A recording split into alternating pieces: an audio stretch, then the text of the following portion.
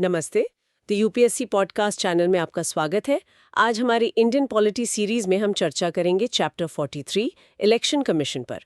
तो आज हम भारत के चुनाव आयोग मतलब इलेक्शन कमीशन ऑफ इंडिया पर थोड़ी गहराई से बात करने वाले हैं।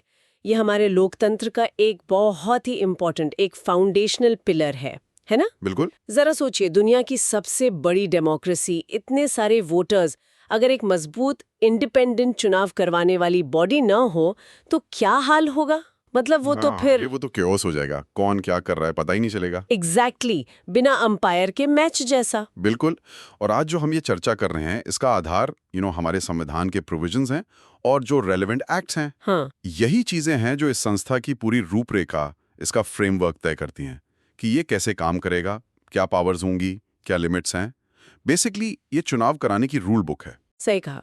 तो सबसे पहले बिल्कुल बेसिक सवाल, ये इलेक्शन कमीशन आखिर है क्या चीज? कॉन्स्टिट्यूशन क्या कहता है इसके बारे में?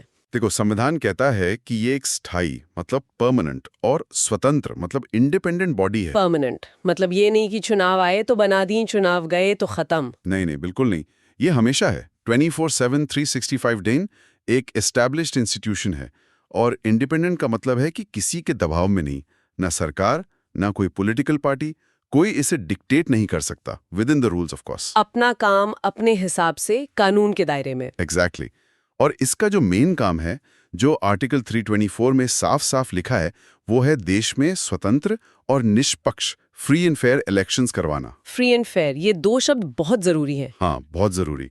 और आर्टिकल 324 इसे चुनावों के अधीक्षण यानी सुपरिंटेंडेंस, निर्देशन यानी डायरेक्शन और नियंत्रण यानी कंट्रोल की पूरी शक्ति देता है। सुपरिंटेंडेंस, डायरेक्शन, कंट्रोल, सुनने में भारी लगते हैं ये शब्द। है भी भारी। सुपरिंटेंडेंस मतलब ओवरऑल निगरानी रखना, डायरेक्शन मतलब निर्देश देना कि भाई क्या करना है, कैसे करना है, और कंट्रोल मतलब पूरी प्रक्रिया पर पकड़ रखना। इसका मतलब यह है कि चुनाव की जो पूरी मशीनरी है ना, हाँ, वो पूरी तरह इलेक्शन कमीशन के कमांड में होती है। नोटिफिकेशन से लेकर रिजल्ट डिक्लेरेशन तक सब कुछ। अच्छा, तो स्कोप क्या है इसका? कौन कौन से इलेक्शंस ये कमीशन देखता है? क्योंकि यहाँ थोड़ा कंफ्यूजन हो जाता है कभी-कभी। हाँ, ये जानना जरूरी है।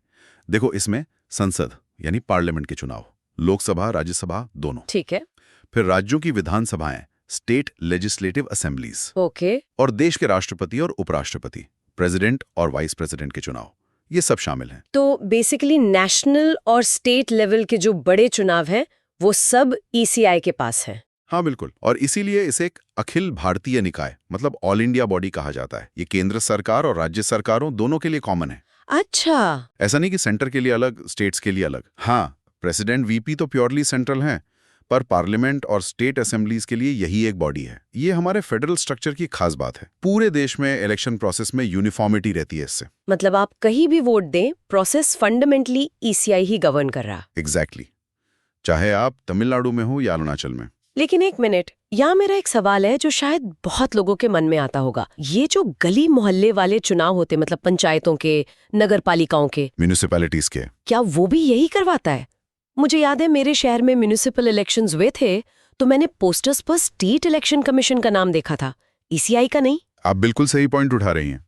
ये एक बहुत कॉमन कंफ्यूजन है। हाँ, संविधान में पंचायतों और नगर पालिकाओं के चुनावों के लिए अलग से राज्य चुनाव आयोग स्टेट इलेक्शन कमीशन का प्रावधान है। अच्छा, वो अलग है। हाँ, बिल्कुल अलग। वो इलेक्शन कमीशन ऑफ इंडिया के अंडर नहीं आते। ये इंडिपेंडेंट बॉडीज हैं, हर स्टेट की अपनी। इन्हें 73वें और 74वें संविधान संशोधन 1992 के तहत बनाया गया था। उनका मकसद था लोकल सेल्फ गवर्नमेंट को मजबूत करना। ओके। तो ईसीआई का काम नेशनल और स्टेट लेजिस्लेचर्स, प्रेसिडेंट और वाइस प्रेसिडेंट तक ही है। लोकल बॉडीज के लिए हर स्टेट में अपना स्टेट ईसी है। काम का बंटवारा है बेसिकली, डिवीजन ऑफ लेबर। ठीक है, स्कोप एकदम क्लियर हो गया। National state level ECI, local level state EC. चलो, अब आते हैं इसकी बनावट पर, स्ट्रक्चर पर। इस कमीशन में कौन कौन लोग होते हैं? आर्टिकल 324 कॉम्पोजिशन के बारे में क्या कहता है? कौन चलाता है ये सब?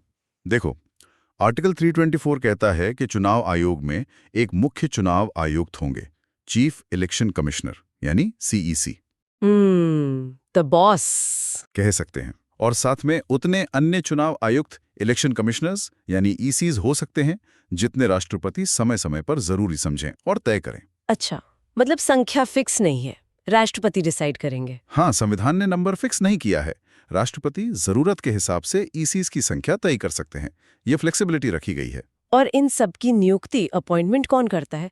ये बड़ा इंपॉर्टेंट सवाल है इंडिपेंडेंस के लिए। सीईसी और अन्य ईसीज दोनों की नियुक्ति राष्ट्रपति करते हैं, प्रेसिडेंट ऑफ इंडिया। ओके।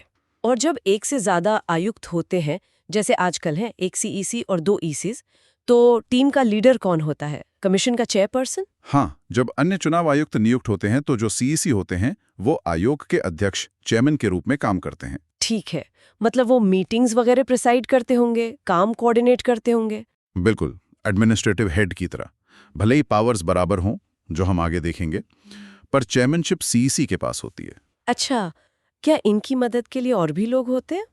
सोचिए जरा, जनरल इलेक्शंस का टाइम, पूरे देश में करोड़ों वोटर्स, लाखों पोलिंग बूथ्स, ये तो मतलब बहुत बड़ा काम है। हाँ, बहुत बड़ा लॉजिस्टिकल एक्सरसाइज है। तो उसके लिए भी प्रोविजन है। आर्टिकल 324 ये भी कहता है कि राष्ट्रपति इलेक्शन कमीशन से सलाह मशवरा करके, कंसल्टेशन करके, उतने क्षेत्रीय आयुक्त, रीजनल कमिश्नर्स नियुक्त कर सकते हैं जितने आयोग की सहायता के लिए जरूरी हों। रीजनल कमिश्नर्स ये टेम्पररी होते हैं क्या? हाँ, एक तरह से टेम्पररी रीइंफोर्समेंट्स की तरह समझ लीजिए। जब वर्कलोड बहुत बढ़ जाता है, जैसे इलेक्शंस के दौरान, तो इनकी मदद ली जा सकती है। इनकी नियुक्ति भी प्रेसिडेंट ही करते हैं, पर ईसी से पूछकर। कमीशन बताता है कि जरूरत है या नहीं और कितनों की है। अब आते हैं सबसे जरूरी सवाल पर। इनकी सेवा शर्तें, कंडीशंस ऑफ सर्विस और कार्यकाल, टेन्योर ऑफ ऑफिस, ये कौन तय करता है? क्या ये सरकार पर डिपेंड करता है? क्योंकि अगर सरकार जब चाहे शर्तें बदल दें या टेन्योर कम कर दें, तो फिर इंडिपेंडेंस तो गई। बिल्कुल सही सवाल है, और ये बहुत क्रूशल पॉइंट है इंडिपेंडेंस के लिए। देखो, संविधान कहता है कि इनकी सेवा शर्तें और कार्यकाल राष्ट्रपति द्वारा निर्धारित किए जाएंगे। अच्छा, राष्ट्रपति। लेकिन यहीं पर एक बहुत इंपॉर्टेंट सेफगार्ड है, एक सुरक्षा कवच। ये पावर जो राष्ट्रपति को दी गई है, वो संसद द्वारा बनाए गए किसी भी कानून के प्रावधानों के अधीन है, subject to the provisions of any law made by the parliament. Oh अच्छा, मतलब राष्ट्रपति अपनी मर्जी से नहीं कर सकते। नहीं, इसका मतलब है कि पार्लियामेंट इस पर कानून बना सकती है और उसी कानून के हिसाब से शर्तें तय होंगी। राष्ट्रपति को वो कानून मानना होगा। ये प्रोविजन इसीलिए डाला गया था ताकि एग्जीक्यूटिव, मतलब सरकार, मनमाने ढंग से शर्तें न बदल सके। पावर पार्लियामेंट को दी ताकि इंडिपेंडेंस बनी रहे। एक तरह का चेक है ये। ओके, ये हुई ना बात, चेक एंड बैलेंस। राष्ट्रपति तय करेंगे, पर संसद के बनाए कानून के दायरे में। अच्छा, ये जानना बड़ा दिलचस्प है कि क्या इलेक्शन कमीशन हमेशा से ही ऐसा मल्टी मेंबर बॉडी था जैसा आज है, या पहले कुछ और था? इसका इवोल्यूशन कैसे हुआ? शुरू से 3 लोग थे क्या? नहीं, ये हमेशा से ऐसा नहीं था। इसका स्ट्रक्चर समय के साथ बदला है, इवॉल्व हुआ है। जब 1950 में इसकी शुरुआत हुई ना, हाँ, तब से लेकर 15 अक्टूबर 1989 तक, मतलब लगभग 39 साल, इलेक्शन कमीशन एक सिंगल मेंबर बॉडी था। सिर्फ एक सदस्य, चीफ इलेक्शन कमिश्नर। क्या बात कर रहे हैं? 39 साल तक सिर्फ एक आदमी? हाँ, वही सारे फैसले लेते थे, वही पूरी जिम्मेदारी संभालते थे। सोचिए, इतने सालों में कितने जनरल इलेक्शंस हुए, स्टेट इलेक्शंस हुए, सब एक व्यक्ति की देखरेख में। वाओ, सिंगल मेंबर बॉडी, इतने बड़े देश के चुनाव, ये तो कमाल की बात है। फिर ये बदलाव क्यों आया? अचानक मल्टी मेंबर क्यों बना दिया? बदलाव आया 16 अक्टूबर 1989 को। उस दिन राष्ट्रपति ने 2 और इलेक्शन कमिश्नर्स की नियुक्ति कर दी। अच्छा, क्यों? इसका जो इमीडिएट रीजन था, वो था वोटिंग एज का 21 साल से घटा के 18 साल करना। हाँ, वो 61st अमेंडमेंट से हुआ था, 1988 वाला। बिल्कुल, वो 1989 में लागू हुआ।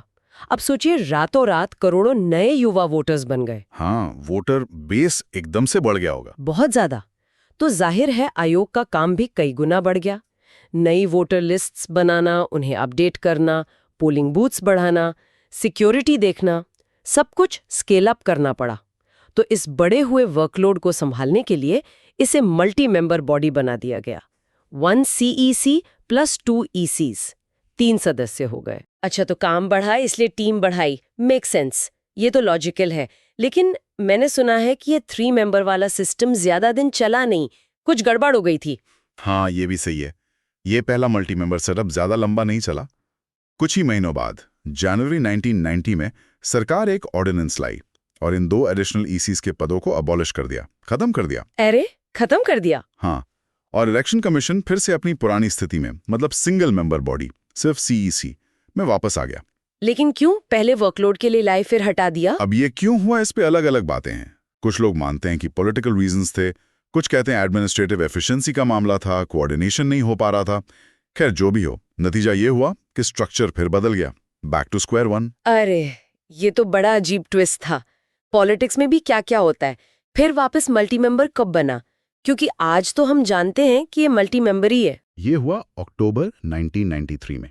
अच्छा, 1993 में। हाँ, और तब से लेकर आज तक, मतलब पिछले लगभग 30 सालों से इलेक्शन कमीशन एक मल्टी मेंबर बॉडी के रूप में ही काम कर रहा है। एक सीईसी और 2 ईसीज। लगता है आखिर में ये कंसेंसस बन गया कि भाई भारत जैसे बड़े और डाइवर्स देश में चुनावों का काम संभालने के लिए एक कलेक्टिव बॉडी जहां विचार विमर्श हो सके वो ज्यादा बेहतर है। 3 heads आर बेटर देन 1 वाली बात।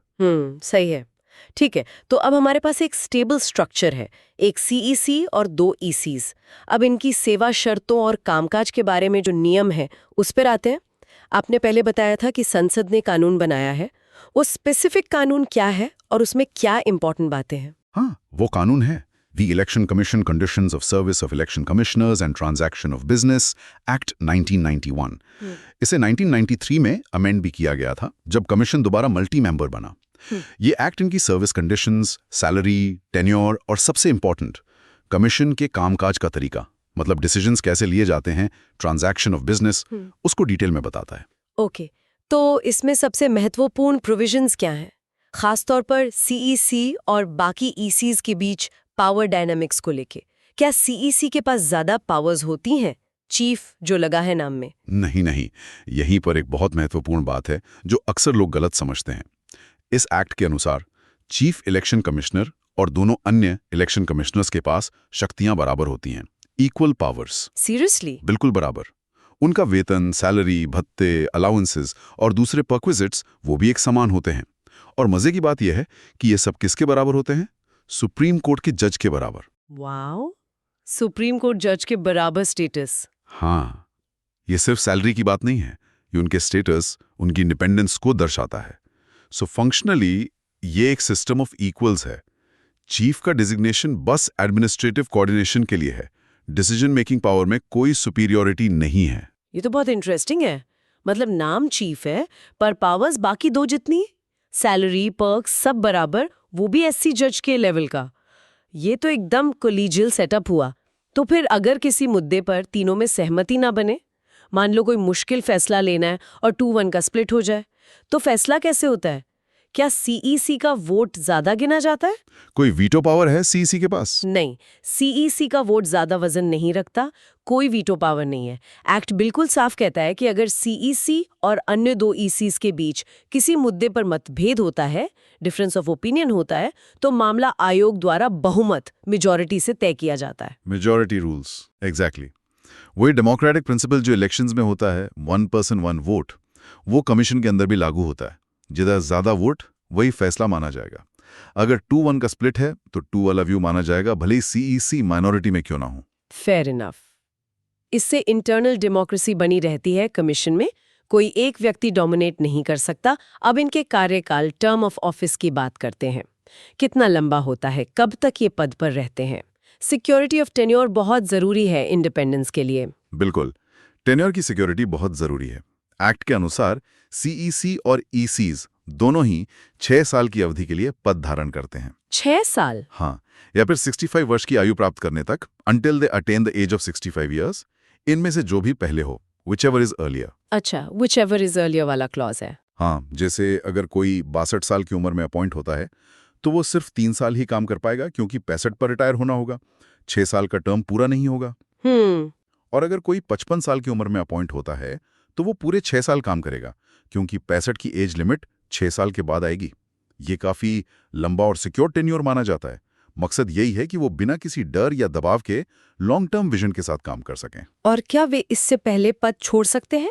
मान लीजिए कोई पर्सनल रीजन है या वो कंटिन्यू नहीं करना चाहते, कंपलसरी है 6 साल या 65 तक रहना? नहीं, कंपल्सरी नहीं है।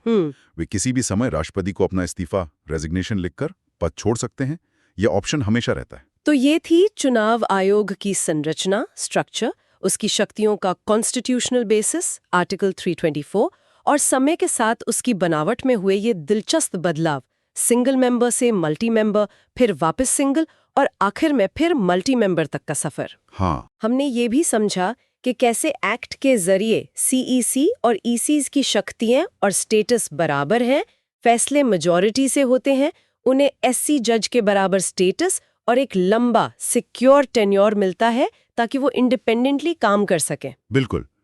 ये तो आयोग के ढांचे, फ्रेमवर्क और उसकी कानूनी स्थिति, लीगल स्टेटस की बात हुई।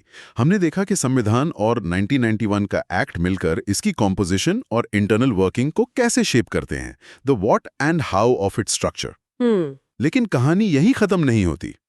इसकी स्वतंत्रता प्रैक्टिस में कैसे इंश्योर होती है, इसके डिटेल फंक्शंस क्या हैं, जैसे मॉडल कोड ऑफ कंडक्ट लागू करना, इलेक्टोरल रोल्स तैयार करना, पार्टीज को रजिस्टर करना, चुनाव चिन्ह देना, और हमारे लोकतंत्र में इसकी एक्चुअल भूमिका कितनी इफेक्टिव रही है, ये सब पहलू भी बहुत महत्वपूर्ण है। सही कहा। ये तो बस इस इम्पॉर्टेंट इंस्टीट्यूशन को समझने की शुरुआत है। फाउंडेशन समझ लिया है, अब बिल्डिंग के बाकी फ्लोर्स देखने बाकी हैं। चलिए आगे बढ़ते हैं। Okay, now we will discuss independence of election commission. चुनाव आयोग की स्वतंत्रता पर, हाँ, इस पे बात करते हैं। किसी भी डेमोक्रेसी के लिए ये कितना जरूरी है ना, कि जो बॉडी चुनाव करवा रही है वो एकदम निष्पक्ष हो, स्वतंत्र हो। सोचिए, हम गली क्रिकेट भी खेलते हैं तो कैसा एक न्यूट्रल अंपायर चाहिए होता है, वरना झगड़ा पक्का। मतलब कोई नहीं चाहता कि बैटिंग टीम का ही कोई बंदा अंपायरिंग करे, राइट? बिल्कुल वैसे ही इतने बड़े देश के चुनावों के लिए इलेक्शन कमीशन का इंडिपेंडेंट होना तो भाई फंडामेंटल है। लोकतंत्र की जान है ये, और इस पूरी स्वतंत्रता की जो नींव है, इसका लीगल बेसिस वो हमारे संविधान के आर्टिकल 324 में रखा गया है। बिल्कुल, आर्टिकल 324 ही है वो फ्रेम है, वो लीगल फ्रेमवर्क जिसके अंदर इलेक्शन कमीशन काम करता है। और इसी आर्टिकल में कोशिश की गई है कि कमीशन आज़ादी से बिना किसी दबाव के काम कर सके। पर ये सिर्फ कहने की बात नहीं होती ना। सवाल ये है कि आज़ादी ज़मीन पर रियलिटी में कैसे सुनिश्चित होती है। संविधान क्या कॉन्क्रीट तरीके बताता है इसके लिए? हाँ, एग्जैक्टली, वही पॉइंट है। तो लेट्स अनपैक दिस। संविधान ने क्या स्पेसिफिक सेफगार्ड्स दिए हैं? सबसे बड़ा हथियार क्या है कमीशन के पास अपनी आज़ादी बचाने के लिए? देखिए, सबसे महत्वपूर्ण, सबसे मजबूत ढाल जो दी गई है वो चीफ इलेक्शन कमिश्नर मतलब सीईसी को दी गई है। उन्हें कार्यकाल की सुरक्षा, जिसे हम सिक्योरिटी ऑफ टेन्योर कहते हैं, वो मिली हुई है। इसका सीधा सा मतलब है कि उन्हें पद से हटाना कोई बच्चों का खेल नहीं है। उन्हें हटाने की जो प्रक्रिया है वो ठीक वैसी ही है जैसी सुप्रीम कोर्ट के जज को हटाने की होती है। अरे वाह, मतलब ये तो बहुत ही हाई लेवल की सिक्योरिटी हुई। फिर प्रेसिडेंट अपॉइंट करते हैं ये तो है, लेकिन हटा नहीं सकते अपनी मर्जी से, ऐसा? प्रिसाइजली, हाँ। प्रेसिडेंट उन्हें तभी हटा सकते हैं जब संसद के दोनों सदन, लोकसभा और राज्यसभा, एक प्रस्ताव पास करें, और वो भी कोई साधारण बहुमत से नहीं बल्कि स्पेशल मेजॉरिटी से पास करना होता है। Special majority? अच्छा, वो क्या होता है? मतलब नॉर्मल वोटिंग से अलग?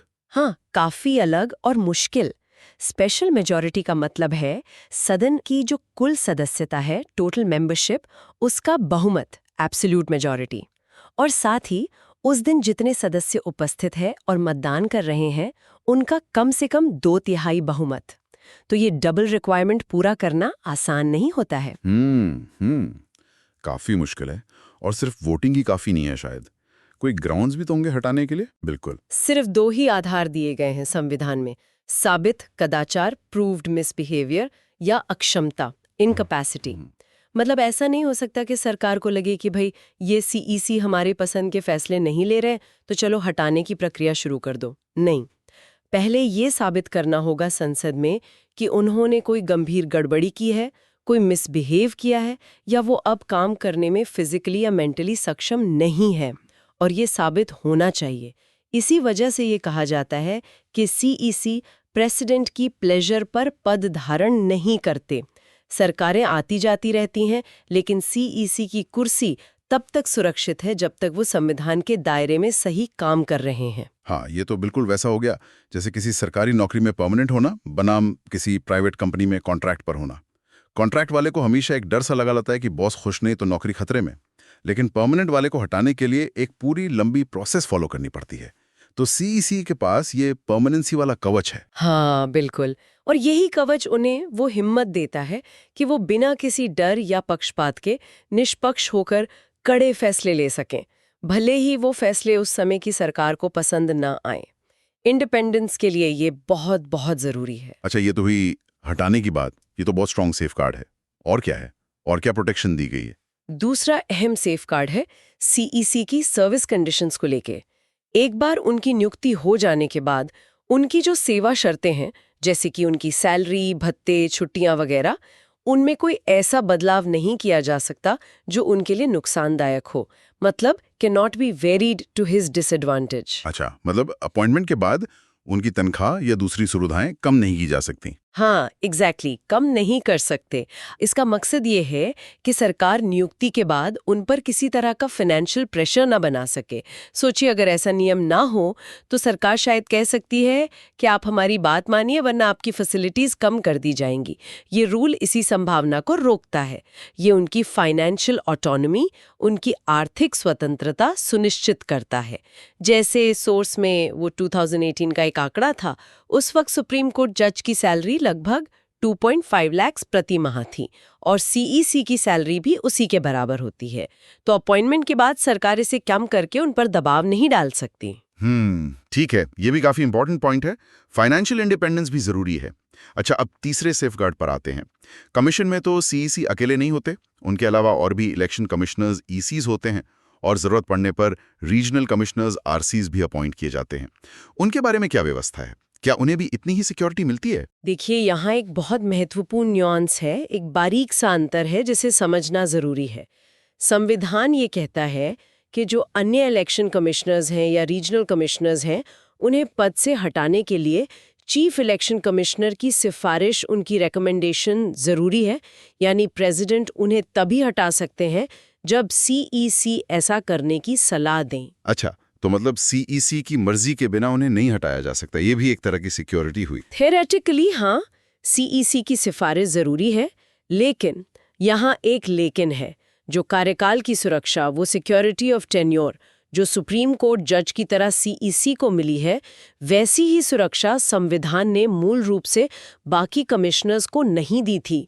उन्हें हटाने के लिए सीईसी की सिफारिश तो चाहिए, पर हटाने का आधार, वो ग्राउंड, वही एससी जज वाला हो, यानी प्रूव्ड मिसबिहेवियर या इनकैपेसिटी। ये संविधान में साफ तौर पर नहीं लिखा गया था उनके लिए। ओह, अच्छा, तो मतलब सीईसी तो एकदम किले में सुरक्षित हैं, पर बाकी कमिश्नर्स की दीवार उतनी मजबूत नहीं थी, कम से कम कॉन्स्टिट्यूशनल डिजाइन के हिसाब से तो नहीं।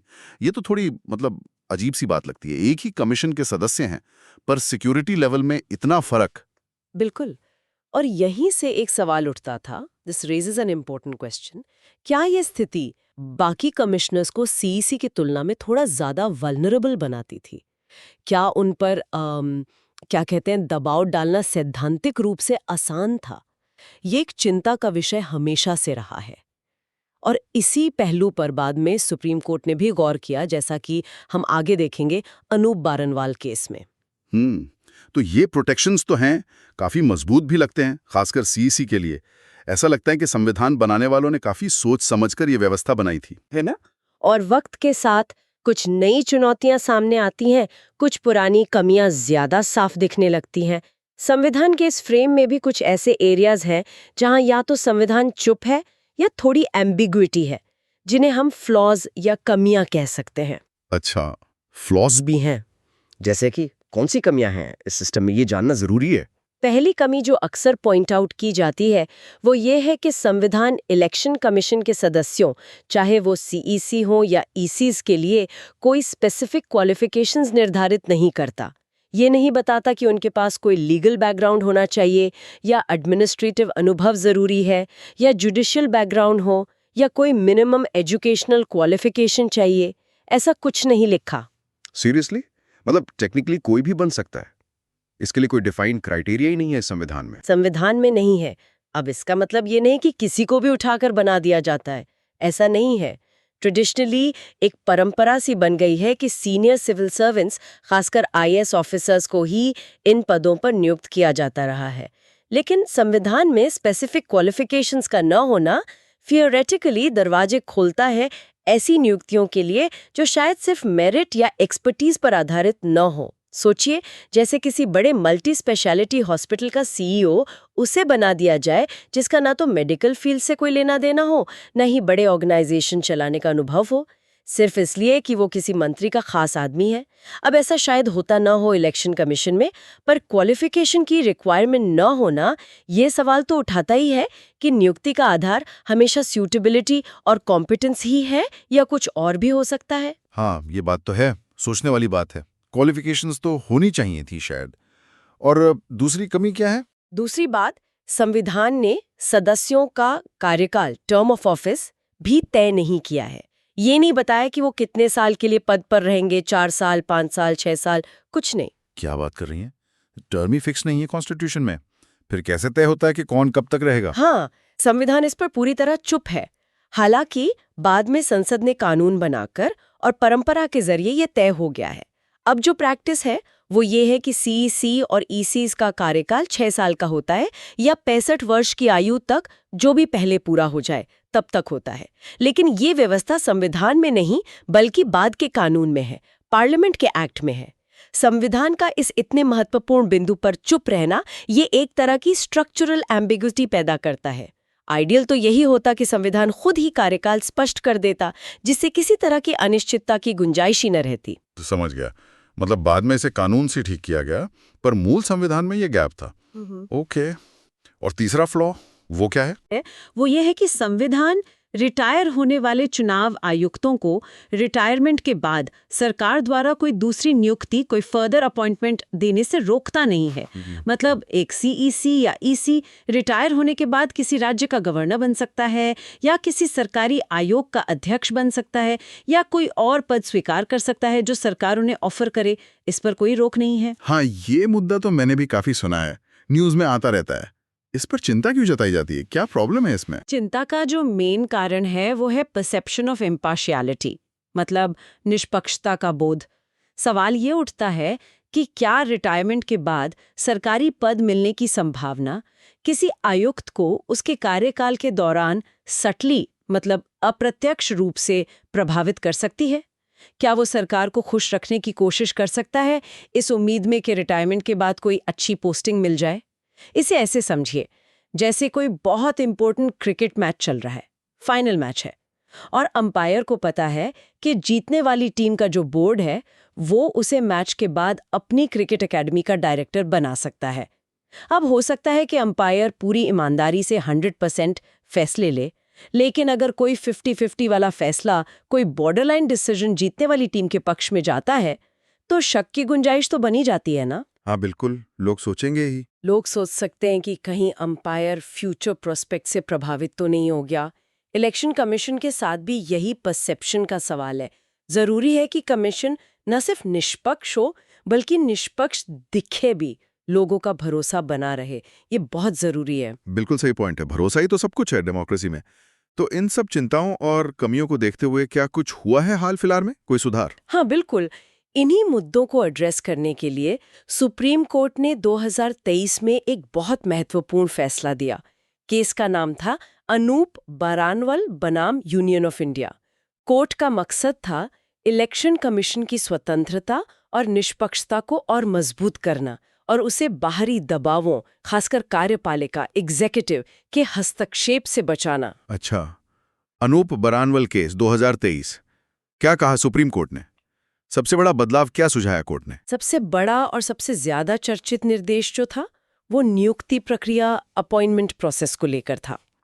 एससी ने कहा कि चीफ इलेक्शन कमिश्नर और बाकी इलेक्शन कमिश्नर्स की नियुक्ति प्रेसिडेंट द्वारा सिर्फ सरकार की सलाह पर नहीं होनी चाहिए, बल्कि एक 3 सदस्यीय समिति, एक 3 मेंबर कमेटी की सिफारिश पर की जानी चाहिए। एक कमेटी, इंटरेस्टिंग। कौन कौन होगा इस कमेटी में, ये जानना तो बहुत जरूरी है। इससे पता चलेगा कि पावर बैलेंस कैसे होगा। बिल्कुल।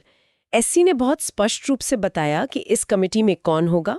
इसमें होंगे ए, भारत के प्रधानमंत्री प्राइम मिनिस्टर जो कार्यपालिका के प्रमुख हैं, बी, लोकसभा में विपक्ष के नेता लीडर ऑफ द ऑपोजिशन इन लोकसभा, और एससी ने यह भी साफ किया कि अगर कोई मान्यता प्राप्त एलओपी नहीं है तो लोकसभा में जो सबसे बड़ी विपक्षी पार्टी है उसके नेता होंगे, और सी, भारत के मुख्य न्यायाधीश chief justice of India CJI यानी न्यायपालिका के प्रमुख। वाओ, ये तो कमाल का मिक्स है। मतलब एग्जीक्यूटिव हेड भी हैं, ऑपोजिशन लीडर भी है और जुडिशरी हेड भी, तीनों पिलर्स के हेड्स।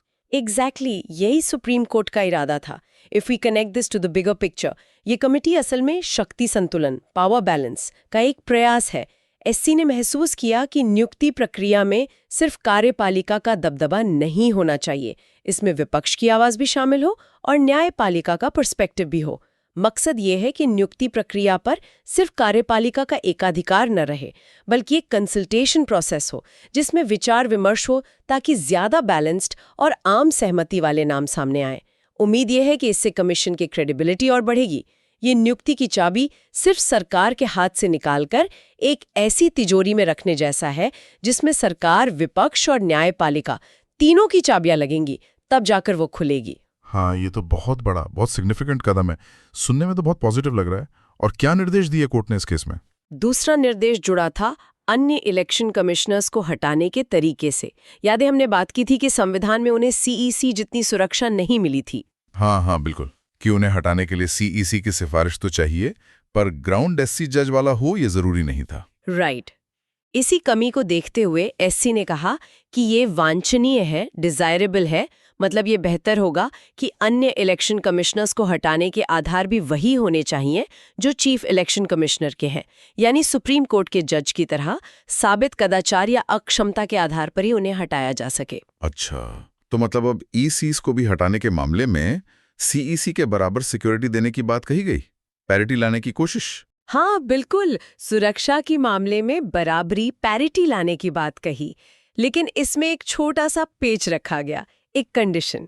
एससी ने कहा कि आर्टिकल 324 के तहत जो सीईसी की सिफारिश वाली शर्त है वो फिर भी बरकरार रहेगी, यानी हटाने का ग्राउंड भले ही एससी जज जैसा मजबूत हो जाए, लेकिन प्रक्रिया शुरू करने के लिए सीईसी की रिकमेंडेशन अभी भी जरूरी होगी। तो ये एक तरह से बाकी कमिश्नर्स को ज्यादा सुरक्षा देता है, उन्हें सीईसी के लेवल पर लाता है, लेकिन कमीशन के अंदर सीईसी की जो विशेष भूमिका है उसे भी बनाए रखता है। ये उस वल्नरेबिलिटी को एड्रेस करने की कोशिश है जिसकी हमने पहले बात की थी। समझ गया, मतलब प्रोटेक्शन बढ़ाई पर सीईसी का रोल मेंटेन रखा। ठीक है, और तीसरा निर्देश क्या था? तीसरा निर्देश भी इसी पैरिटी या बराबरी की तरफ इशारा करता है। एससी ने ये निर्देश दिया कि अन्य इलेक्शन कमिश्नर्स की जो सेवा शर्तें हैं, कंडीशंस ऑफ सर्विस, उनको भी नियुक्ति के बाद उनके नुकसान में नहीं बदला जाना चाहिए, ठीक सीईसी की तरह। ओह, तो जैसे सीईसी की सैलरी भत्ते कम नहीं हो सकते अपॉइंटमेंट के बाद, वैसे अब ईसीस के भी नहीं हो सकते हैं। हाँ, एससी के निर्देश के अनुसार। हाँ, इसका मकसद पूरी कमीशन में एक रूपता, यूनिफॉर्मिटी लाना है। जब सभी सदस्यों को समान सुरक्षा और समान सर्विस कंडीशंस मिलेंगी तो वो सभी बिना किसी दबाव या लालच के ज्यादा स्वतंत्रता से काम कर सकेंगे। इससे कमीशन की कलेक्टिव इंडिपेंडेंस यानी सामूहिक स्वतंत्रता मजबूत होगी। ये सब सुनने में तो बहुत अच्छा लग रहा है, काफी लॉजिकल और जरूरी सुधार लग रहे हैं। तो क्या ये सारे निर्देश अब लागू हो गए परमानेंटली? अब यही सिस्टम चलेगा? यहीं पर, जैसा मैंने कहा, कहानी में एक बड़ा लेकिन आता है, एक ट्विस्ट है। सुप्रीम कोर्ट ने अपने फैसले में बहुत साफ तौर पर कहा कि ये सारे निर्देश, वो अपॉइंटमेंट कमेटी वाला, रिमूवल ग्राउंड्स वाला, सर्विस कंडीशंस वाला, ये सब तब तक ही लागू रहेंगे जब तक संसद आर्टिकल 324 के तहत इस विषय पर कोई कानून नहीं बना देती। ओह, अच्छा, तो ये परमानेंट सॉल्यूशन नहीं है, ये टेम्परेरी है, संसद के कानून बनाने तक। बिल्कुल। So what does this all mean? इसका मतलब है कि सुप्रीम कोर्ट ने संविधान में मौजूद कमियों और एग्जीक्यूटिव के बढ़ते प्रभाव की चिंताओं को देखते हुए एक अंतरिम व्यवस्था, एक इंटरिम अरेंजमेंट दी है।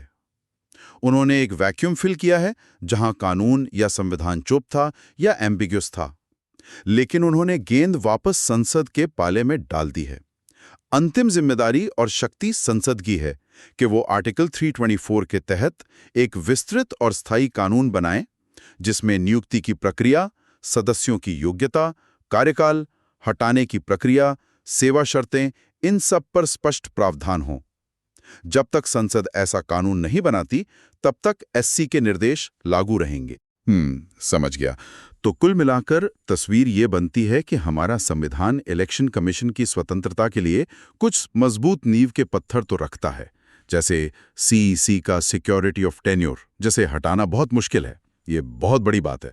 लेकिन साथ ही कुछ दरारें या खाली जगह भी हैं, जैसे सदस्यों की क्वालिफिकेशंस तय न होना, संविधान में टर्म का जिक्र न होना और रिटायरमेंट के बाद सरकारी नौकरी पर कोई रोक न होना, जिससे परसेप्शन पर सवाल उठते हैं। एकदम सही समरी है, बिल्कुल यही बात है।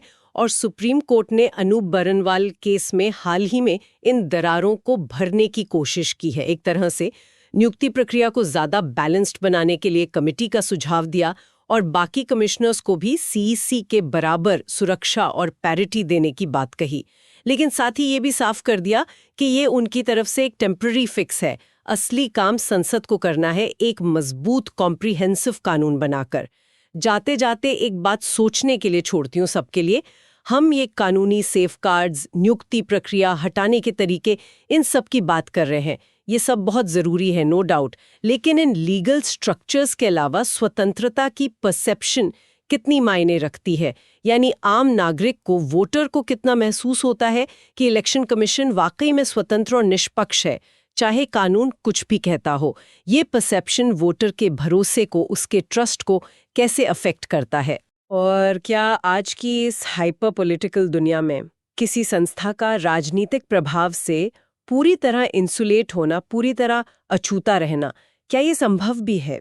अगर नहीं, तो इस इंसुलेशन का प्रैक्टिकल मतलब क्या होना चाहिए एक लोकतंत्र में? ये कुछ गहरे सवाल हैं जिन पर शायद सोचने की जरूरत है। बिल्कुल, ये बहुत जरूरी और सोचने वाले सवाल हैं। ठीक है, ये तो बात हुई चुनाव आयोग की स्वतंत्रता की, संरचना, उसकी कमियों और उससे जुड़े हालिया डेवलपमेंट्स की। चलिए आगे बढ़ते हैं। ठीक है, तो अब हम चुनाव आयोग माने इलेक्शन कमीशन की शक्तियों और उनके जो फंक्शंस हैं उन पर थोड़ी बात करते हैं। हाँ बिल्कुल। क्योंकि देखिए, भारत इतना बड़ा देश है, इतना डाइवर्स है, यहाँ करोड़ों लोग वोट डालते हैं। तो ये फ्री एंड फेयर इलेक्शंस करवाना, मतलब ये कोई मजाक नहीं है। सही बात है, ये तो लोकतंत्र की, डेमोक्रेसी की बिल्कुल बुनियाद है। और इस बुनियाद को मजबूत रखने की सारी जिम्मेदारी इलेक्शन कमीशन ऑफ इंडिया यानी ईसीआई पर है। बिल्कुल, और ये जिम्मेदारी इतनी बड़ी है कि इसे निभाने के लिए ईसी को कई तरह की पावर्स दी गई हैं। अच्छा। समझने के लिए हम इन्हें मोटे तौर पर 3 कैटेगरीज में बांट सकते हैं। ओके। पहली है एडमिनिस्ट्रेटिव, मतलब जो रोजमर्रा का मैनेजमेंट है, चुनाव करवाना। दूसरी है एडवाइजरी, यानी सलाह देने का काम, जैसे मान लीजिए राष्ट्रपति या राज्यपाल को सलाह देना। राइट। और तीसरी है क्वाजी जुडिशियल, मतलब कुछ खास मामलों में ये लगभग एक अदालत की तरह फैसला सुना सकते हैं। अच्छा, क्वासी जुडिशियल मतलब पूरी तरह कोर्ट में ही, पर कुछ मामलों में जज जैसा रोल। एग्जैक्टली, बिल्कुल। तो चलिए एक एक करके समझते हैं।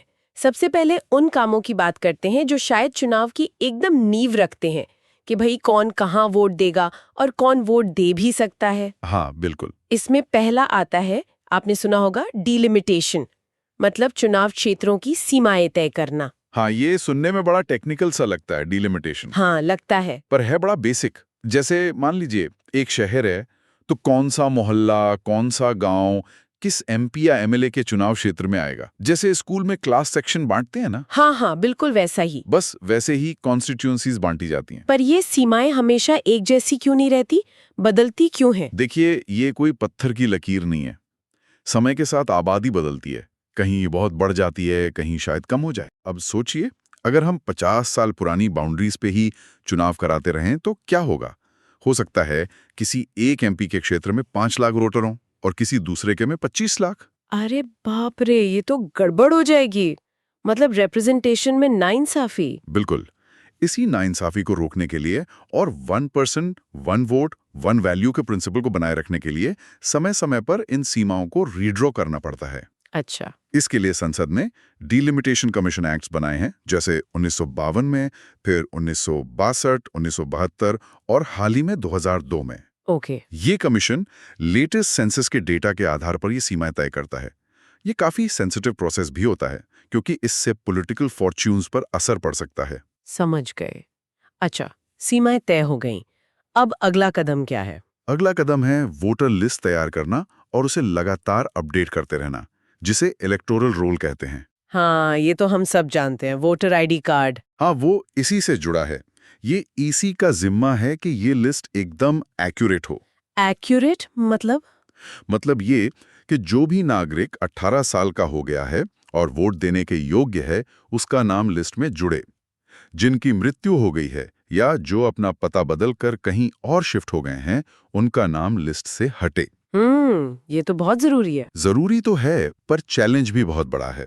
भारत जैसे देश में माइग्रेशन बहुत होता है। हाँ, लोग काम के लिए, पढ़ाई के लिए जगह बदलते रहते हैं। बिल्कुल, लोगों के नाम पते बदलते रहते हैं। अगर वोटर लिस्ट में गड़बड़ी हो तो सोचिए क्या होगा। कितने ही एलिजिबल नागरिक वोट देने से रह जाएंगे। और शायद कुछ इनएलिजिबल लोग वोट दे दें। हाँ, ये भी हो सकता है। और ये सीधे सीधे चुनाव की लेजिटिमेसी पर, उसकी निष्पक्षता पर सवाल खड़ा कर सकता है। तो ईसी क्या करता है इसके लिए? ईसी इसके लिए रेगुलर रिवीजन ड्राइव्स चलाता है। अब तो टेक्नोलॉजी का भी काफी इस्तेमाल हो रहा है इसे बेहतर बनाने के लिए। घर बैठे ऑनलाइन चेक कर सकते हैं, अप्लाई कर सकते हैं। हाँ, वो एप्स वगैरह हैं। हाँ, ये इंक्लूजन का भी मामला है। मतलब हर योग्य नागरिक को शामिल करना, ये सुनिश्चित करना कि कोई छूटे नहीं। सही बात है। तो ठीक है, कॉन्स्टिट्यूएंसी पता चल गई, वोटर लिस्ट भी तैयार हो गई। अब आते हैं मैदान के खिलाड़ियों पर, मतलब पॉलिटिकल पार्टीज और कैंडिडेट्स। यहाँ ईसी का क्या रोल है? यहाँ ईसी का रोल एक रजिस्ट्रार और एक रेगुलेटर दोनों जैसा है। अच्छा। पहला काम है राजनीतिक दलों को मान्यता देना, उन्हें रिकॉग्नाइज करना, और फिर उन्हें चुनाव चिन्ह यानी इलेक्शन सिंबल्स आवंटित करना। हाँ, ये सिंबल्स तो बहुत इंपॉर्टेंट है। कमल, हाथ, साइकिल, हाथी, ये तो पार्टियों की पहचान बन गए हैं। बिल्कुल। सोचिए बिना सिंबल के कैसे काम चलेगा, खासकर हमारे देश में जहां लिटरेसी लेवल्स अलग-अलग हैं। बहुत से लोग शायद पार्टी का नाम ना पढ़ पाएं। हाँ, पर निशान देखकर फौरन पहचान लेते हैं कि किसे वोट देना है। एग्जैक्टली।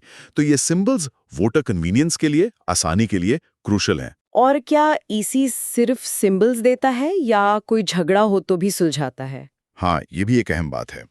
कभी-कभी पार्टियों में फूट पड़ जाती है। हाँ, गुट बन जाते हैं। हाँ, दो गुट बन गए और दोनों कह रहे हैं कि असली पार्टी हम हैं और निशान हमें मिलना चाहिए।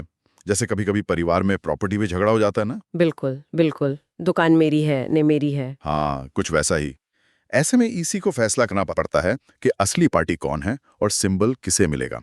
ये ईसी का वही क्वाजी जुडिशियल फंक्शन है जिसके बारे में हमने शुरू में बात की थी। अच्छा, तो ईसी पार्टियों के अंदरूनी झगड़ों में भी रेफरी बन जाता है। हाँ, इन मामलों में वो जज की भूमिका निभाता है, फैसला देने का अधिकार रखता है। वाह।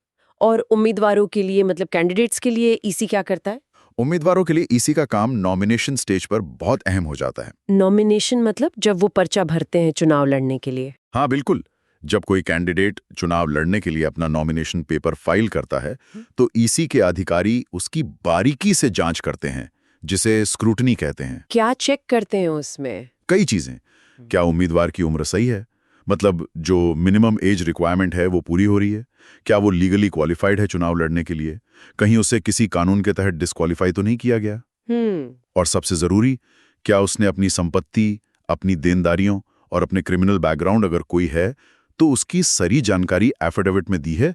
ये सब चेक करना इसी का काम है। ये तो बहुत जरूरी है, ट्रांसपेरेंसी और अकाउंटेबिलिटी के लिए। बिल्कुल, ये एक तरह से गेट कीपिंग का काम है। Gate keeping? हाँ, मतलब ये सुनिश्चित करना कि जो लोग एलिजिबल नहीं हैं या जिन्होंने जरूरी जानकारी छुपाई है, वो चुनाव प्रक्रिया में ना आ पाएं। सही कहा, ये तो काफी जिम्मेदारी वाला काम है। बिल्कुल। और ईसी यही नहीं रुकता, पार्टियों और उम्मीदवारों को रेगुलेट करने के अलावा ईसी चुनाव प्रक्रिया के दौरान उनके व्यवहार को भी नियंत्रित करता है। अच्छा, व्यवहार को कैसे? उसके लिए ईसी का सबसे मशहूर टूल है मॉडल कोड ऑफ कंडक्ट, यानी एमसीसी, जिसे हम आम भाषा में कहते हैं आचार संहिता। हाँ, ये तो जैसे ही चुनाव की घोषणा होती है सुनने में आता है आचार संहिता लागू हो गई। इसका मतलब क्या होता है असल में? क्या ये कोई कानून है? देखिए, टेक्निकली एमसीसी कोई कानून नहीं है जिसे संसद ने पास किया हो। अच्छा, तो फिर ये है क्या? ये असल में सभी राजनीतिक दलों की आपसी सहमति से बनी एक नियमावली है। कुछ रूल्स एंड रेगुलेशंस हैं जिन्हें ईसी लागू करवाता है। ओके, और इसका मकसद क्या है? मकसद है लेवल प्लेइंग फील्ड सुनिश्चित करना। लेवल प्लेइंग फील्ड मतलब सबको बराबरी का मौका। हाँ बिल्कुल, ताकि सबको बराबरी का मौका मिले और खासकर जो सत्ताधारी दल है वो अपनी पोजीशन का, सरकारी मशीनरी का गलत फायदा ना उठा सके चुनाव जीतने के लिए। ये तो फेयर इलेक्शंस के लिए बहुत जरूरी है। बहुत जरूरी। इसमें कई चीजें आती हैं, जैसे कोई मंत्री सरकारी दौरे को चुनाव प्रचार के काम से नहीं मिला सकता। अच्छा। सरकारी गाड़ी, बंगला या दूसरे रिसोर्सेज का इस्तेमाल चुनाव प्रचार के लिए नहीं किया जा सकता। हाँ। चुनाव की घोषणा के बाद कोई नई लोक लुभावन घोषणाएं या योजनाएं शुरू नहीं की जा सकती जिससे वोटरों को प्रभावित किया जा सके। धर्म या जाति के नाम पर वोट मांगना मना है, हेट स्पीच देना, भड़काऊ भाषण देना मना है। और वो जो पैसे बांटने की खबरें आती हैं, हाँ, वोटरों को रिश्वत देना, चाहे वो पैसा हो, शराब हो या कोई और तोहफा, ये एमसीसी का गंभीर उल्लंघन माना जाता है। पर आजकल तो सोशल मीडिया का जमाना है, वहां ये सब रोकना कितना मुश्किल होता होगा। Fake news, hate speech. बिल्कुल, ये ईसी के लिए एक बहुत बड़ा चैलेंज है। सोशल मीडिया पर गलत सूचनाएं, नफरत फैलाने वाले भाषण और छिपा हुआ प्रचार, जिसे सरोगेट एडवर्टाइजिंग कहते हैं, ये सब बहुत तेजी से फैलता है। तो ईसी करता क्या है इसके लिए? ईसी इस पर नजर रखने की कोशिश करता है। उनकी अपनी सोशल मीडिया मॉनिटरिंग टीम्स होती हैं। वो अलग अलग प्लेटफॉर्म्स जैसे फेसबुक, ट्विटर, व्हाट्सएप, इनके साथ मिलकर काम करते हैं कि भाई ऐसा कंटेंट हटे। लेकिन ये बिल्ली चूहे का खेल जैसा है, एक चीज रोको तो दूसरी आ जाती है। हाँ, ये तो है। एमसीसी का उल्लंघन होने पर ईसी नोटिस भेज सकता है, उम्मीदवार या पार्टी के प्रचार पर कुछ समय के लिए रोक लगा सकता है या गंभीर मामलों में एफआईआर दर्ज करने का आदेश भी दे सकता है। अच्छा, तो ये एमसीसी काफी पावरफुल टूल है फेयर प्ले के लिए। इसके अलावा और क्या करता है ईसी, जैसे प्रचार के मौके? हाँ, फेयर प्ले का एक और पहलू है। ईसी ये भी सुनिश्चित करता है कि जो मान्यता प्राप्त दल हैं, उन्हें सरकारी मीडिया जैसे दूरदर्शन और आकाशवाणी पर प्रचार के लिए मुफ्त में कुछ टाइम मिले। फ्री में? हाँ, बिल्कुल फ्री। इसका एक पूरा रोस्टर बनाया जाता है ताकि छोटी पार्टियों को भी अपनी बात रखने का थोड़ा मौका मिले। ऐसा ना हो कि सिर्फ पैसे वाली पार्टियां ही मीडिया पर छाई रहें। ये भी लेवल प्लेइंग फील्ड का ही हिस्सा हुआ। बिल्कुल, सबको थोड़ा मौका मिलना चाहिए। चलिए, ये तो हुई नियम कानून की बात। अब आते हैं चुनाव कराने के असल काम पर। ये तो सुनने में इतना बड़ा लगता है, इतने सारे लोग, इतने पोलिंग बूथ, ये सब मैनेज कैसे होता है? देखिए, ये वाकई एक हरक्यूलियन टास्क है, मतलब पहाड़ जैसा काम है। हाँ, इसके लिए ईसी को लाखों कर्मचारियों की जरूरत पड़ती है। ये कर्मचारी कहाँ से आते हैं? स्कूल टीचर, बैंक कर्मचारी, दूसरे सरकारी विभागों के लोग। हाँ, चुनाव में ड्यूटी लगती है टीचर्स की, बैंक वालों की। बिल्कुल। अब ईसी सीधे इन लाखों कर्मचारियों को आदेश तो नहीं दे सकता। तो फिर?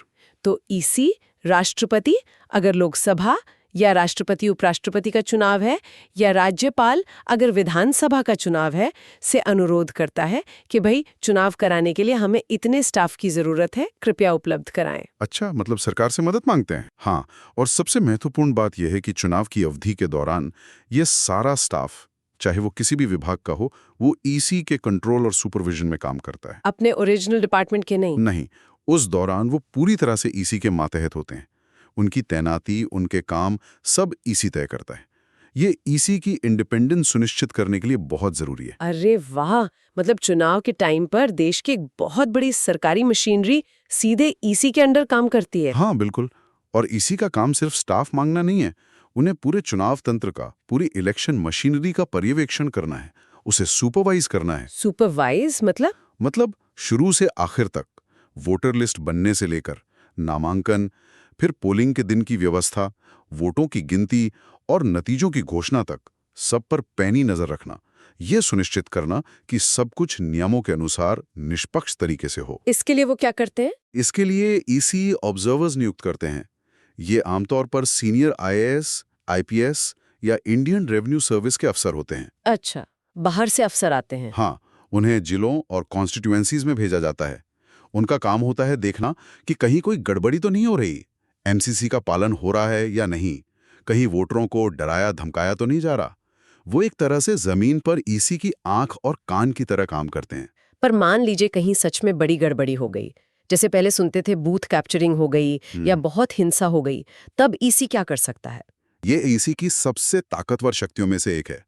अगर कहीं बड़ी पैमाने पर धांधली होती है, जिसे रिगिंग कहते हैं, या बूथ कैप्चरिंग होती है, या बहुत ज्यादा हिंसा होती है, या कोई और ऐसी बड़ी अनियमितता होती है जिससे फ्री एंड फेयर पोल संभव ही ना हो पाए, हाँ, तो ईसी उस पोलिंग स्टेशन या अगर जरूरत पड़े तो पूरी कॉन्स्टिट्यूएंसी का चुनाव रद्द कर सकता है, कैंसिल कर सकता है। पूरा चुनाव कैंसिल?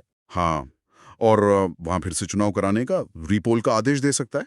बाप रे, ये तो बहुत बड़ा कदम है। बड़ा कदम है, लेकिन चुनाव की शुचिता, उसकी सैंक्टिटी बनाए रखने के लिए ये जरूरी है। अगर प्रक्रिया ही फेयर नहीं रही तो नतीजे का क्या मतलब? बिल्कुल सही बात। अच्छा, ये तो हुई चुनाव कराने के बाद। हमने शुरू में बात की थी कि ईसी का एक सलाहकार मतलब एडवाइजरी रोल भी है। वो क्या है?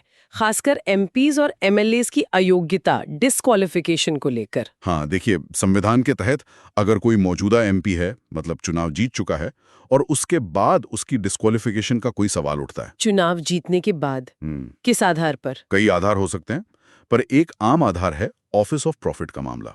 Office of profit?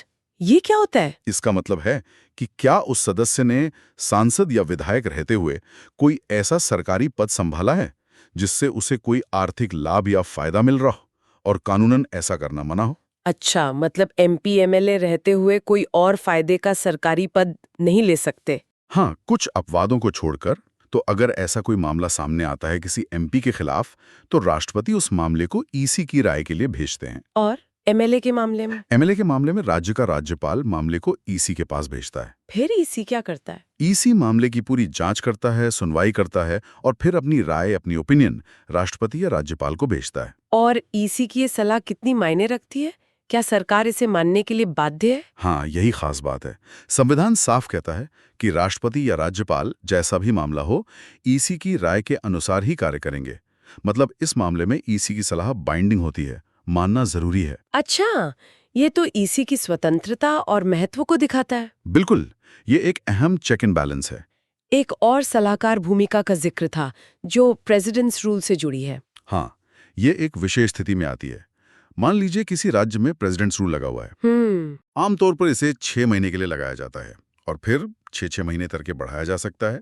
लेकिन 1 साल के बाद इसे तभी बढ़ाया जा सकता है जब 2 शर्तें पूरी हों। एक, देश में नेशनल इमरजेंसी लगी हो, और दूसरी शर्त, अगर नेशनल इमरजेंसी नहीं है तो ईसी ये सर्टिफाई करे कि उस राज्य में फिलहाल विधानसभा चुनाव कराना संभव नहीं है। अच्छा, मतलब 1 साल से ज्यादा प्रेसिडेंट्स रूल बढ़ाने के लिए ईसी की हरी झंडी चाहिए। हाँ, ईसी को जमीनी हालात का जायजा लेना होता है। क्या वहाँ कानून व्यवस्था की स्थिति ऐसी है? क्या माहौल ठीक है कि निष्पक्ष और शांतिपूर्ण चुनाव हो सकें? ये लोकतंत्र की बहाली से जुड़ा एक महत्वपूर्ण पहलू है जहाँ ईसी की सलाह क्रूशियल हो जाती है। वाकई, ईसी के पास तो बहुत तरह के और बहुत महत्वपूर्ण काम है। पर ये सब करने के लिए क्या ईसी के पास अपनी पूरी टीम होती है? मेरा मतलब है, सिर्फ 3 कमिश्नर तो ये सब नहीं कर सकते ना? बिल्कुल नहीं, बिल्कुल नहीं। ईसी का अपना एक अच्छा खासा सचिवालय है, सेक्रेटेरिएट है दिल्ली में। अच्छा, चीफ इलेक्शन कमिश्नर और 2 इलेक्शन कमिश्नर्स की मदद के लिए डिप्यूटी इलेक्शन कमिश्नर्स होते हैं। ये आमतौर पर सीनियर आईएएस अफसर होते हैं जो कुछ समय के लिए टेन्योर बेसिस पर ईसी में आते हैं। ओके। उनके नीचे सेक्रेटेरिएट्स, जॉइंट सेक्रेटेरिएट्स, डिप्यूटी सेक्रेटेरिएट्स, अंडर सेक्रेटेरिएट्स, पूरी एक ब्यूरोक्रेटिक हायरार्की होती है। ये तो हुआ दिल्ली में केंद्र के लेवल पर। राज्यों में कैसे काम होता है? राज्यों में ईसी की मदद के लिए चीफ इलेक्टोरल ऑफिसर होते हैं, यानी सीईओ। सीईओ? हाँ, हर राज्य के लिए एक सीईओ होता है। इनकी नियुक्ति चीफ इलेक्शन कमिश्नर करते हैं, राज्य सरकार की सलाह से। सीईओ राज्य में चुनाव के सारे काम की देखरेख करते हैं। और जिलों में जमीन पर कौन होता है? जिला स्तर पर डिस्ट्रिक्ट कलेक्टर ही आमतौर पर डिस्ट्रिक्ट रिटर्निंग ऑफिसर यानी डीआरओ होते हैं। अच्छा, कलेक्टर ही डीआरओ बन जाते हैं? हाँ, और फिर डीआरओ हर विधानसभा या लोकसभा कॉन्स्टिट्यूएंसी के लिए एक रिटर्निंग ऑफिसर यानी आरओ नियुक्त करते हैं। और फिर हर पोलिंग बूथ के लिए एक प्रिसाइडिंग ऑफिसर होता है और उसके साथ पोलिंग स्टाफ। अरे वाह, ये तो पूरी एक चेन है ऊपर से नीचे तक। हाँ, ये पूरी एक हायरार्की है जो सेंटर से लेकर बूथ लेवल तक फैली हुई है। और असल में जमीन पर चुनाव कराने का काम यही लोग करते हैं, ईसी के डायरेक्शन और सुपरविजन में। वाह, ये तो सच में एक बहुत बड़ा और कॉम्प्लेक्स ऑर्गेनाइजेशन है। बिल्कुल है। इतने सारे काम, इतनी बड़ी टीम, इसके पीछे जरूर कोई गाइडिंग फिलॉसफी, कोई सोच होगी। ईसी का विजन क्या है, उनका मिशन क्या है? हाँ, बिल्कुल। ईसी सिर्फ नियमों और प्रक्रियाओं का एक ढांचा नहीं है, उसके पीछे एक सोच है, एक दर्शन है। उनका विजन है भारत के चुनाव आयोग को दुनिया भर में एक institution of excellence banana. Institution of excellence, बिल्कुल। मतलब चुनाव कराने में सर्वश्रेष्ठ। हाँ, सर्वश्रेष्ठ बनना, साथ ही देश में नागरिकों की चुनावी प्रक्रिया में भागीदारी को बढ़ाना, पार्टिसिपेशन को एनकरेज करना और इस तरह लोकतंत्र को और मजबूत करना। ये तो हुआ विजन। और मिशन क्या है?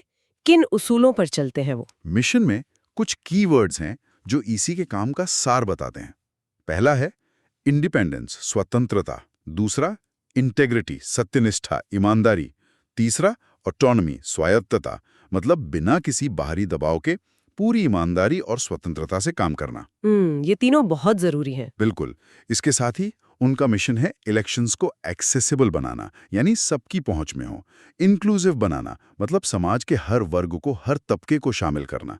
और एथिकल बनाना, नैतिक मूल्यों पर आधारित हो। Accessible, inclusive, ethical. हाँ, और सबसे ऊपर लक्ष्य है फ्री, फेयर और ट्रांसपेरेंट चुनाव कराना, ताकि लोगों का चुनावी प्रणाली में और लोकतंत्र में विश्वास, ट्रस्ट बना रहे। ये ट्रस्ट सबसे जरूरी है। बिल्कुल।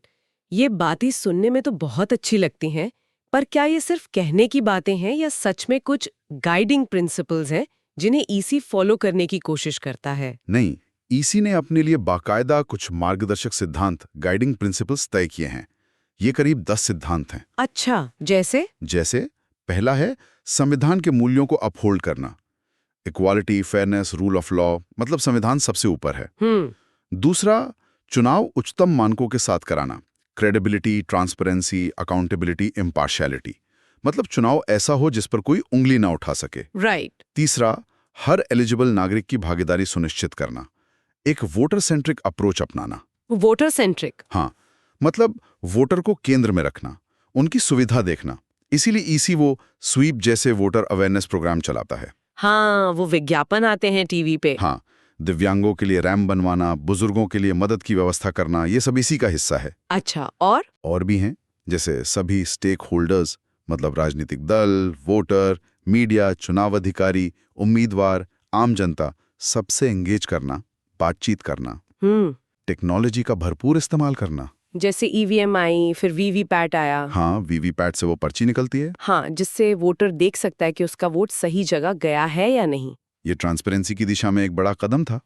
फिर वोटर हेल्पलाइन ऐप जैसी चीजें हैं। इनोवेशन को अपनाना, मतलब हमेशा बेहतर तरीके खोजना, नई चीजें ट्राई करना, अपने स्टाफ की ट्रेनिंग और कैपेसिटी बिल्डिंग करना, अच्छा इंफ्रास्ट्रक्चर बनाना, और सबसे बढ़कर इन सब कामों के जरिए लोगों का लोकतंत्र में विश्वास बनाए रखना, उसे मजबूत करना। तो ये जो प्रिंसिपल्स है, ये सिर्फ कागज पे नहीं है, ये ईसी के कामों में दिखते हैं। हाँ, कोशिश यही रहती है कि ये प्रिंसिपल्स उनके डे टू डे फंक्शनिंग में रिफ्लेक्ट हों। बेशक चुनौतियां हमेशा रहती हैं। भारत जैसे विशाल और जटिल देश में चुनाव कराना आसान काम नहीं है। ये तो है। और ईसी को लगातार इवॉल्व होना पड़ता है, नई चुनौतियों का सामना करने के लिए खुद को तैयार रखना पड़ता है। जैसे हमने सोशल मीडिया की बात की, वो एक नई चुनौती है। बिल्कुल। ये तो सच है, भारत में चुनाव कराना शायद दुनिया के सबसे जटिल कामों में से एक है, और ईसी का रोल इसमें बिल्कुल सेंट्रल है। हाँ। उनकी स्वतंत्रता, उनकी निष्पक्षता, उनकी प्रभावशीलता, इसी पर हमारे लोकतंत्र का स्वास्थ्य निर्भर करता है। बिल्कुल सही कहा आपने। इस एक सतत प्रक्रिया है, एक कंटिन्यूअस एफर्ट है, और इसी को हमेशा सजग और सक्रिय रहना पड़ता है। बिल्कुल। Okay, so we hope you liked our today's discussion on Chapter 43, Election Commission of Indian Polity. For more such discussions on UPSC topics, subscribe to the UPSC podcast channel. Dhanyawad. Jai Hind.